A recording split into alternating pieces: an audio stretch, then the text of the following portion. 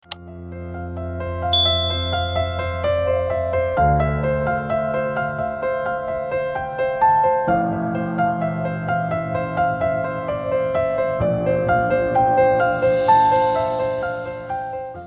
sending yang terkasih di dalam Tuhan Yesus Kristus, nas renungan kita pada hari ini diambil dari Injil Matius pasal 7 ayat 7.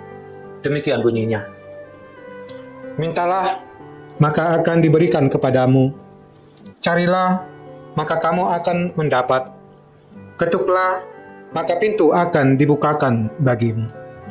Demikian firman Tuhan.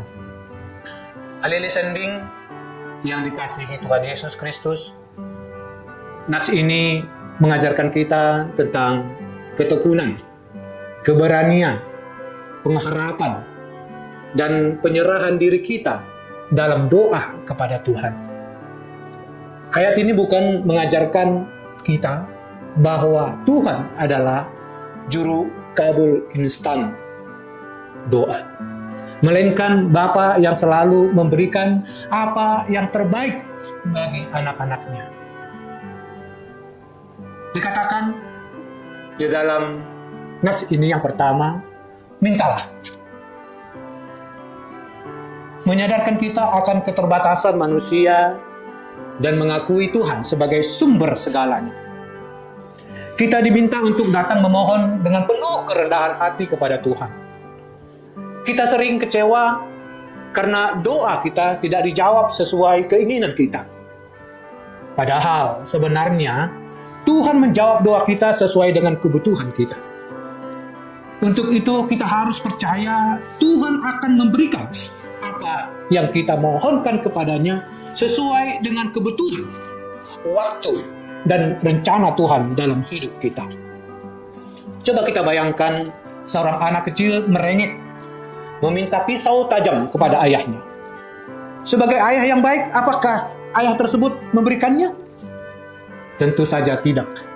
Karena anak itu belum mengerti bahaya dari pisau tersebut.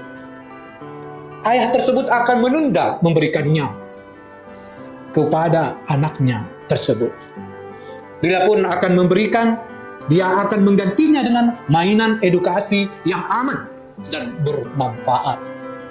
Demikianlah Tuhan kita. Ia adalah Bapa yang tidak pernah memberi batu ketika kita meminta roti, atau ular jika meminta ikan. Ini dapat kita lihat di Matius 7 ayat 9-11. Yang kedua, alih-alih sending yang dikasihi Tuhan Yesus Kristus, dikatakan carilah. Hal ini mengajarkan kita agar doa kita harus diiringi dengan usaha yang sungguh-sungguh. Kita tidak boleh berpangku tangan, melainkan harus aktif mencari kehendak dan jalannya.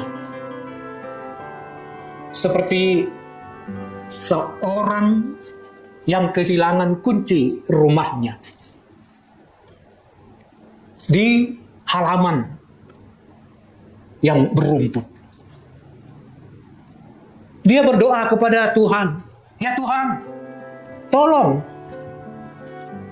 mampukan saya, mata saya, untuk mencari kunci yang hilang tersebut. Apakah hanya sebatas doa? Tidak. Kita diajarkan setelah berdoa, Tuhan memampukan dan memberikan terang di matanya. Tetapi kita juga diminta untuk melakukan tindakan. Apa itu tindakannya? Yaitu memakai senter, lampu pada malam hari untuk mencari kunci yang jatuh tersebut di rupuk di halaman pada malam hari itu. Dan dia berusaha mencari ke sana kemari berulang kali dengan menyenter. Dan akhirnya dia diberikan Tuhan pencerahan sehingga dia melihat di mana jatuhnya kunci rumahnya tersebut. Sehingga ia dapat menemukan dan mendapatkan kembali kunci tersebut. Itulah yang dimaksud dengan carilah. Artinya, Tuhan menginginkan kita selalu berdoa kepadanya dan juga mencari jawaban doa kita itu dengan usaha kita. Dan di dalam usaha itulah Tuhan menunjukkan kasih-Nya dan kita mendapatkannya kembali. Ahli-ahli sending yang dikasihi Tuhan Yesus Kristus. Dan yang ketiga dikatakan, ketoklah. Ini merupakan suatu ajaran untuk tekun. Ia mengajak kita agar terus berharap dan tidak mudah menyerah sekalipun pintu jawaban belum terbuka seketika. Seperti seseorang yang mengetuk pintu rumah temannya untuk meminta pertolongan pada malam hari, pada waktu tengah malam. Dia mengetuk pintu itu terus, sekali, 2 kali, tidak dibuka, 3 kali, belum dibuka. Apakah dia selesai dan meninggalkan pintu rumah itu? Tidak. Dimintakan, disinilah ujian tersebut.